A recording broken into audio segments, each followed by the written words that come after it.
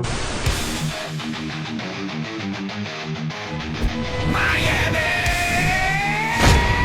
To mission control, we have liftoff. Phinhub! Phinhub! We talking Dolphin City! Phinhub, Phinhub! Yeah! It's that Dolphin Show! Phinhub! Welcome to the Phinhub Show, the one NFL podcast you can't leave off your roster. Now here's your host, Joey and Kevin Tejido. All right, welcome to another episode of the Phinhub Show, powered by BetUS. Guys, if you haven't already, make sure to check out BetUS and use code YouTube150 for a 150% bonus on your first deposit for up to $2,000. That's YouTube150. Plenty of props to bet on, plenty of action this weekend, even though we don't have the Miami Dolphins playing. Still plenty to bet on, so make sure to check out BetUS and use code YouTube150 for that 150% bonus on your first deposit for up to $2,000. So the Miami Dolphins finally got that run game going.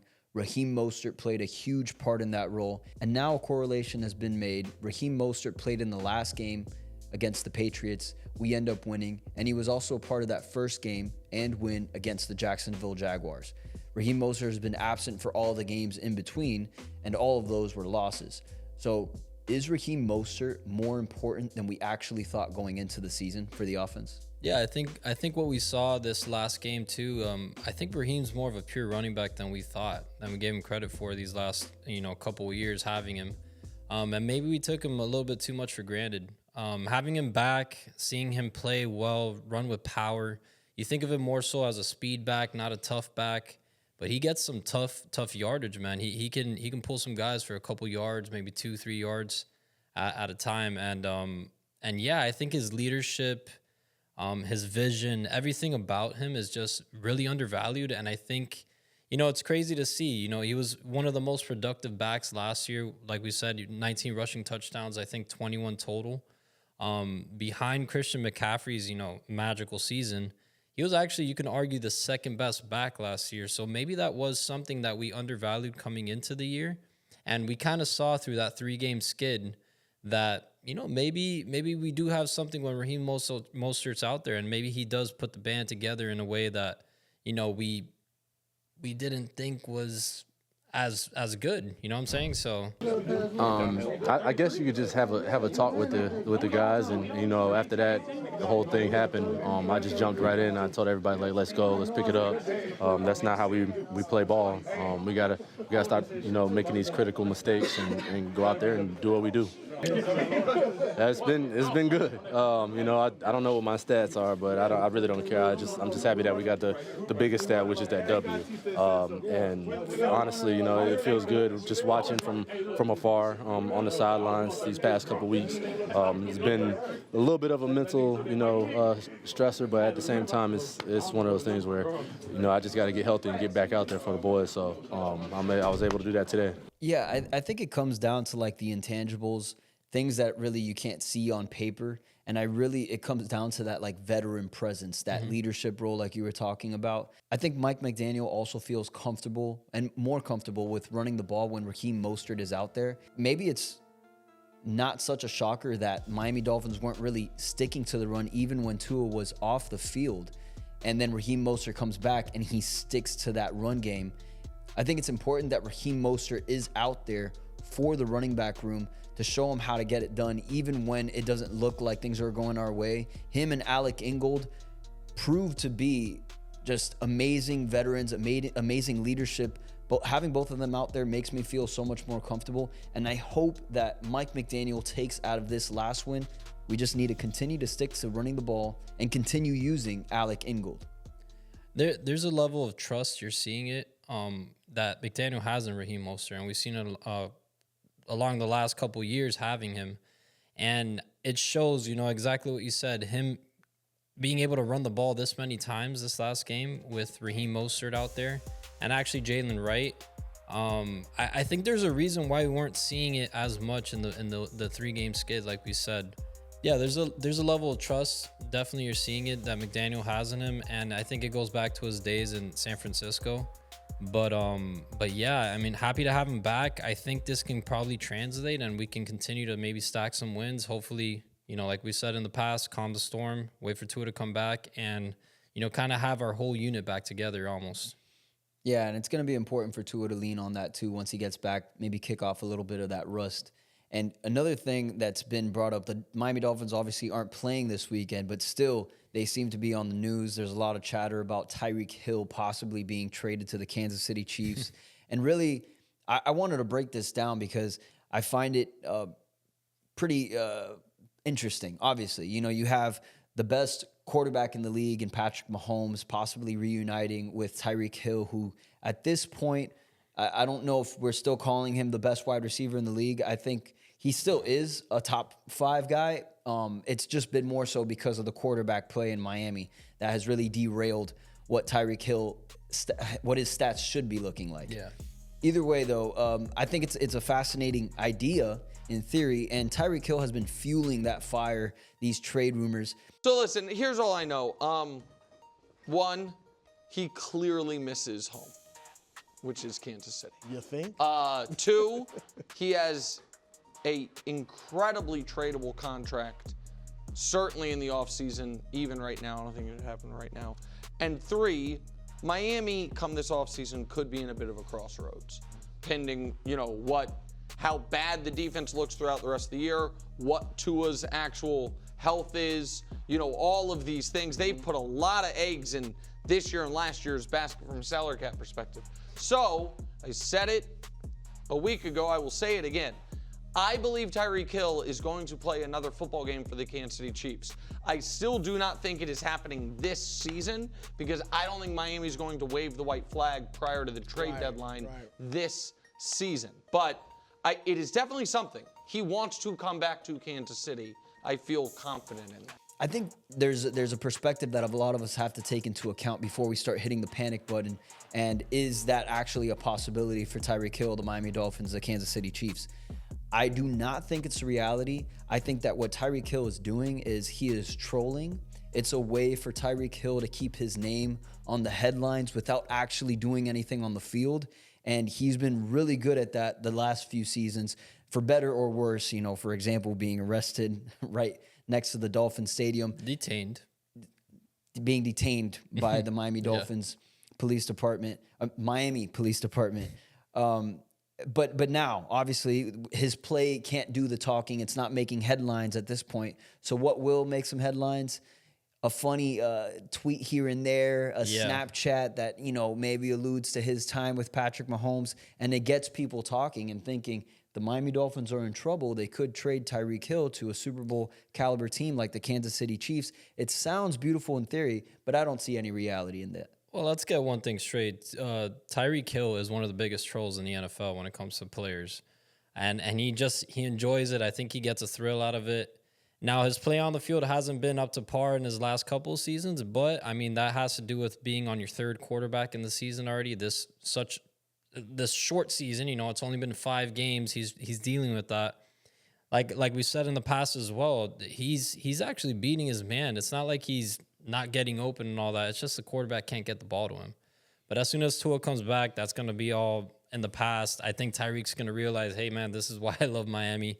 Tua knows how to get me the ball. I'm having my best years in Miami as far as statistically. Like his stats have been out of this world. 1,700 yard seasons back to back with Tua. But yeah, this is just a bunch of nothing, and Tyreek doesn't want out. And I don't think the Dolphins want him gone either. I mean, he's made this his home, and it is his home in the offseason. So, yeah, it's a whole lot of nothing. It's a nothing burger. I'm in a good spot in my life, man. I wouldn't refer to it as shouting. That's just me just motivating my teammates. I was simply telling 2-5 that we need more of that because he had a great run there towards the end of the game. And I was like, I need more of that. I need more of that, 2-5. Number 9, I need more of that. I need more of that, 1-8. So that's just me, man, just motivating my teammates. You know what I'm saying? There's no ill will. Me personally, my teammates know me. I never break down and I never call nobody out in that moment. If I got a problem with somebody, I'll pull them to the side and I'll tell you what's going on. That's the man that my parents raised me. But I was simply just saying 2-5, I need more of that. Because dude was balling and he was the spark for the offense. So So Is that no, as no. frustrated as you've been on a football field in quite some time? Oh, it wasn't frustration. No? That was just me just motivating my teammates. Okay. Just saying I need more of that. You feel me? Yeah, I'm not buying any of it. Now going on to Javon Holland, who was recently injured. PFF actually just came out saying that they believe Javon Holland is going to have the biggest contract for free agents in 2025. Javon Holland had a nice game-winning snow punch, I think is what they're calling it online, which is pretty cool. Yeah, that's a peanut punch. Peanut punch. That's not called a snow punch. No snow punch. I mean, whatever. Fuck it. Javon Holland actually punches the game out on a drive by the Jaguars, ends up saving it. The Miami Dolphins are able to take the ball, score a touchdown with Tyreek Hill, I think the next play immediately after that. So big play there. But other than that, Javon Holland hasn't really been such a factor in the Miami Dolphins lately. And these next few games, they might not have Javon Holland in the lineup.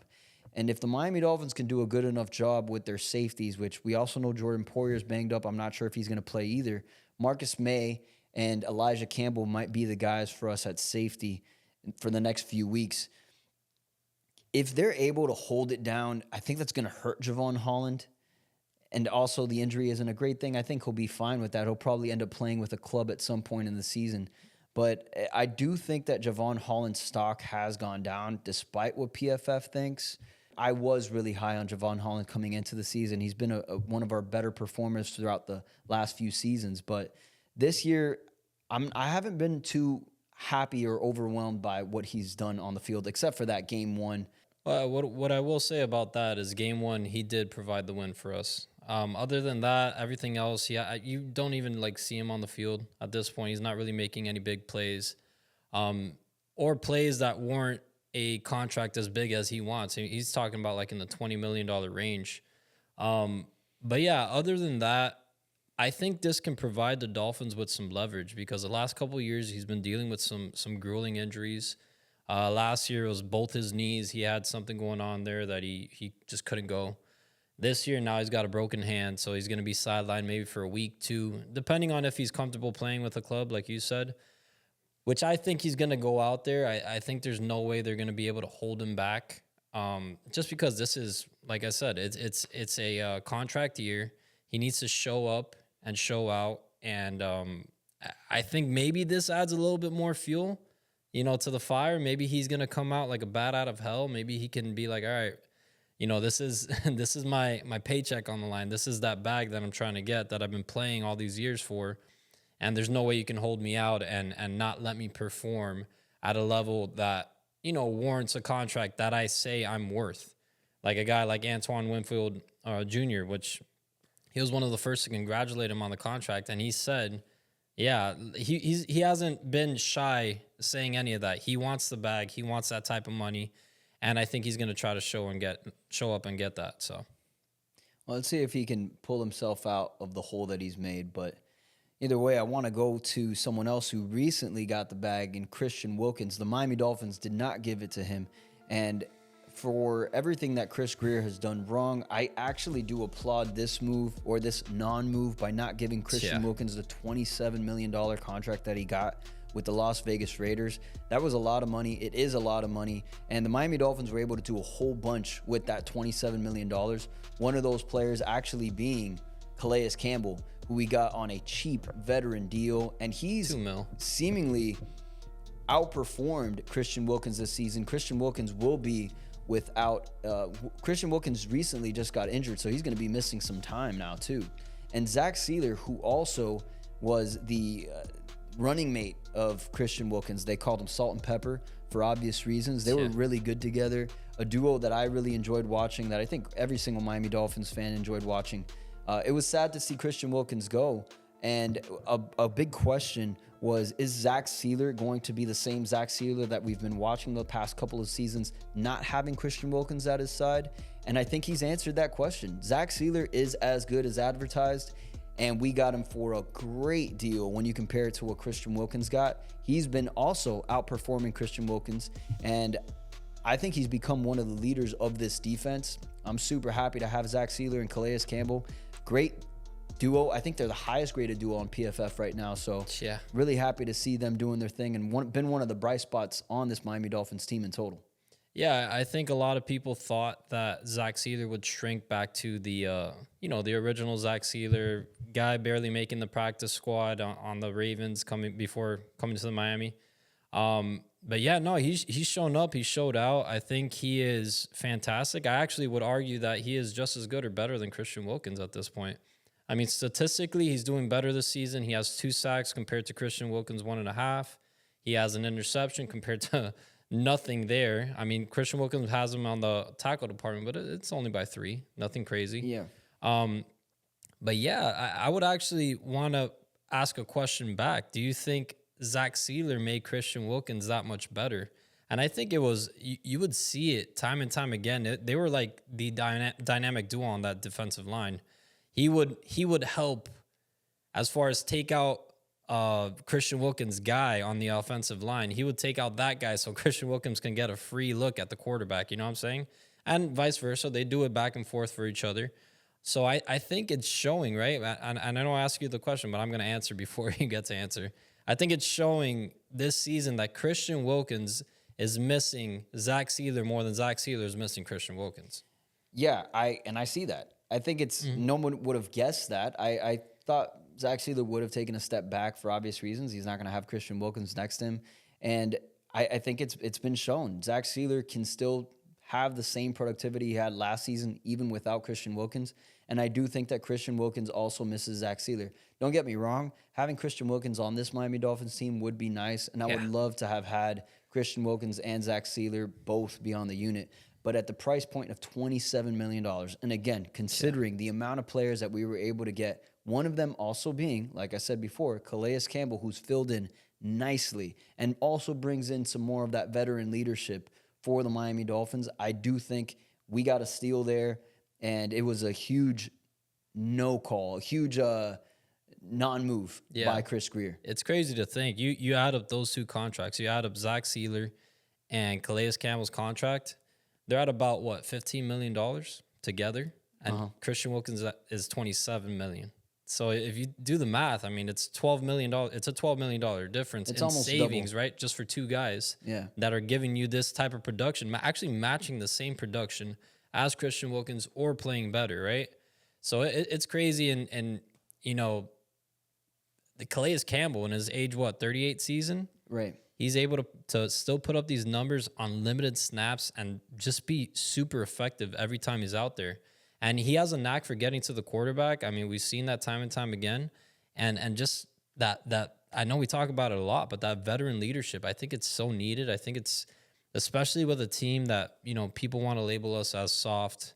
And, you know, Mike McDaniel's not a leader of men. He's more like buddy with the guys, you know what I'm saying? So I think it's invaluable what he brings, and it's fantastic that we were able to get him. Yeah, and I think also, you know, not to harp on the whole veteran, you know, presence and everything, but I do think that is important, especially when a team is struggling like the way the Dolphins have been struggling this season early on.